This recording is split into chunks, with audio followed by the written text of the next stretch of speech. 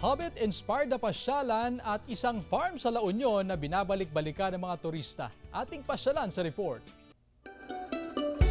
Para sa mga nature lover at flower enthusiast, tiyak ma-enjoy ang pamamasyal sa isang tourist attraction na dinarayo sa Agoo, La Union. Mula sa town proper, aabuti ng 5 minuto ang biyahe bago marating ang napakagandang pokpasyalan. Bubungad sa mga turista ang mga makukulay na iba't ibang variety ng bougainvillea. Tiyak mapapawaw sa ganda ng mga bulaklak na may iba't ibang kulay.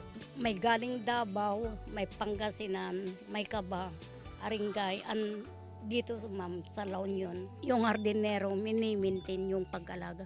Favorite place ng mga turista ang Hobbit-inspired na atraksyon. Breathtaking ang disenyo sa loob. Ang buong kisame ng gusali na palamutian ng koi fish painting. Makikita rin sa lugar ang mga lumang kagamitan na koleksyon ng may-ari.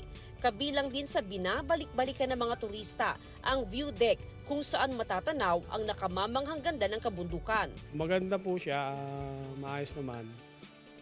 Enjoy, nakaka-relax. Sa baba pa lang po, makikita mo na talaga ng maganda yung tanawin. Nasa halos 2 hektarya ang kabuang sukat ng Hobbit-inspired na pasyalan at ang Bougainvillea Farm.